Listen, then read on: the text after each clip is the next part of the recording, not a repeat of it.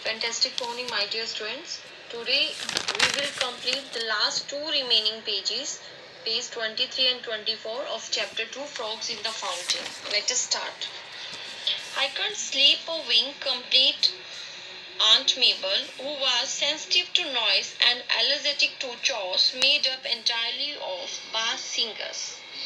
Aunt Mabel, जैसे कि बेटा हमें पता है जो रस्किन बॉन्ड जी थे वो देहरादून में अपने दादा दादी के साथ, चाचा चाची के साथ रहते थे और वो उस टाइम का किस्सा शेयर कर रहे हैं। तो वो कहते हैं जो मेरी आंट मेबल थी उन्होंने शिकायत की कि रात भर सोना तो दूर, मैंने एक पलक भी नहीं झपकाई, क्योंकि उन्हें वो शोर बर्दाश्त नहीं था जो बास गायक यानी जो बेसुरे सिंगर, जो मेंढकों ने जो बेसुरा गा रहे थे, सारी रात मचाया था। They are surrounding you. Sorry, they are serenading you, I said. तो मैंने कहा अपनी चाची को कि चाची जी वो तो प्रेम भरा गाना आपके लिए गा रहे थे. It was a long time since anyone had serenaded you, Aunt Mabel. कि लंबा समय हो गया आपके लिए प्यार भरा गाना किसी ने नहीं गाया ना.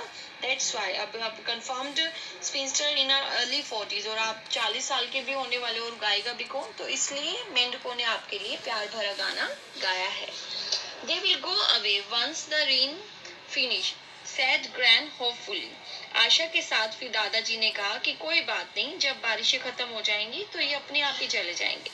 But they did not go away. लेकिन वो मेंढक वहां से कहीं नहीं गए. One day screams came from the bathroom.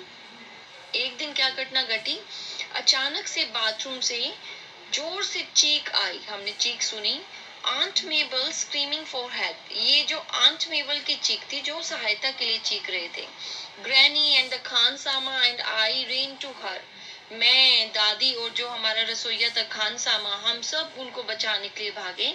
And discovered that the cause of her distress was a large frog swimming around in the potty. तो जहाँ हमें वहां जाके पता चला कि चाची की जो चीख थी और वो जो व्यथा थी वो किस कारण थी, क्योंकि वहां जो टॉयलेट सीट थी बेटा, जहाँ वो स्टूल पास करते हैं पोटी, तो वहां पर एक बहुत बड़ा और एक मोटा मेंढक तैर रहा था. I pulled the flash chain. तो मैंने जाके टॉयलेट सीट के पास जो फ्लश चेन होती है तो मैंने उसको फ्लश किया. There was a loud gurgling sound. Gurgling sound means here the sound of water flowing quickly through a narrow space.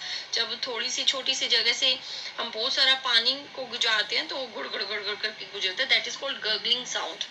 तो जैसे ही मैंने फ्लश किया तो जबरदस्त गर्गलिंग साउंड हुई, combination of frog and flush. तो मुझे लगा फ्रॉग और फ्लश की गड़गड़ाहट है जो जा रही है. And out jump the frog straight into aunt Mabel's arm. लेकिन हुआ क्या, अचानक से वो फ्रॉग टॉयलेट सीट से बाहर आया और सीधा आंट मेबल की बाजू के ऊपर बैठ गया. She left for Lucknow that day, saying she would be safer in a zoo, where her cousin was a superintendent. उसने कहा कि मैं तो आज ही लखनऊ जा रही हूँ. मेरी चाची उसी दिन लखनऊ के लिए रवाना हो गई, ये कहते हुए कि मैं तो जो जू है ना जहाँ मेरी कजन रहते हैं तो वो वहाँ का सुपरिटेंडेंट है उस जू का, इससे तो बेटर जू प्लेस होगा, मैं वहीं रहने चली जाऊँ. Well, granny hired some labour to empty the lily pond. उसके बाद दादी ने क्या किया, कुछ मजदूरों को बुलाया और उनको काम पर रखा और कहा कि ये जो लिली पॉन्ड है इसको खाली कर दो. And round up as many frog as they could. और कहा कि जितने भी मेंढक है ना उन सबको इकट्ठा कर दो. They were put into a basket. वो सारे मेंढक एक टोकरी में रखे गए. And taken to some mysterious destination. और किसी रहस्यमयी जगह भिजवा दिए गए. मतलब उनको नहीं बताया गया रस्किन बॉन्ड को कि ये कहाँ भिजवाए जा रहे हैं. Perhaps they have been exported to China. I mused. Mused means होता है मेरा बेटा, उसको ख्याल आया, उसने मन मन में बुड़बुड़ाया और ऐसे धीरे धीरे आवाज में विस्पर किया कि शायद मुझे लग रहा है कि दादी ये सारे चाइना में निर्यात कर देंगे. बिकॉज या फिर फ्रांस में, even to France. They eat frogs there, don't they. अब रस्किन बॉन्ड कहते हैं क्योंकि चाइना में और इसमें तो फ्रांस में तो वहाँ मेंढक को खाते हैं, तो शायद माँ दादी वहाँ जो है एक्सपोर्ट कर रहे हैं, निर्यात कर रहे हैं. Only the legs said ग्रानी. अब कहीं से मेरी फुसफुसाहट जो है दादी ने सुनी और कहा कि वो तो सिर्फ लेग्स खाते हैं, पूरा फ्रॉग नहीं खाते. But they had not been exported. The Khan Sama told me later that the baskets had been opened and dumped near a pond behind the railway station, लेकिन उनको एक्सपोर्ट नहीं किया गया, निर्यात नहीं किया गया था। खान सामा ने मुझे बाद में बताया the basket had been open, की गलती से वो जो टोकरी थी वो खुल गई थी। कहाँ पे? डम near a pond behind the railway station, जो रेलवे स्टेशन है उसके पीछे जो छोटा सा तालाब था ना, वहां पे बास्केट खुल गई और वहीं सारे मेंढक गिर गए।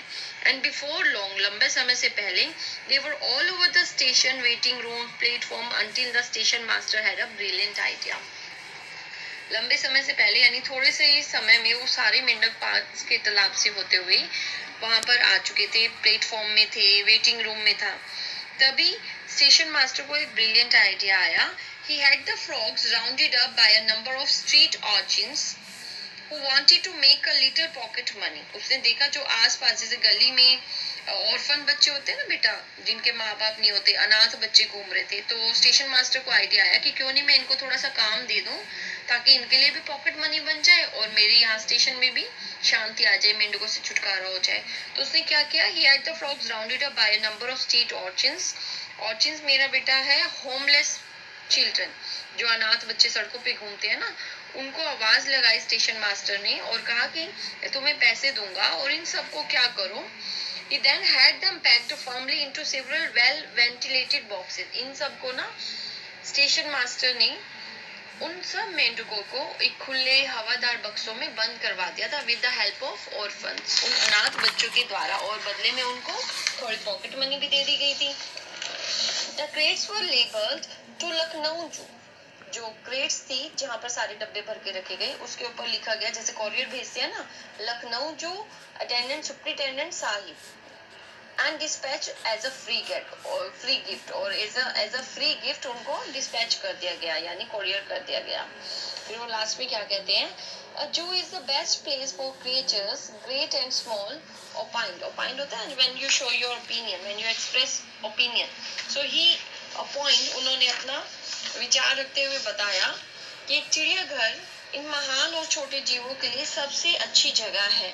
Our philosophical station master who had previously sent them a consignment of stray station dogs, जो हमारे दार्शनिक स्टेशन मास्टर थे ना, यानी बड़ी दूर की सोचने वाले, गहरी सोचने वाला, उन्होंने पहले भी वहाँ के जो स्ट्रे डॉग्स होते हैं ना, गली के आवारा कुत्ते, उनको पहले भी लखनऊ वहाँ जू में भिजवाया था। तो फाइनली लास्ट में क्या होता है, मेंढक जो है वो वहाँ भिजवाए जाते हैं।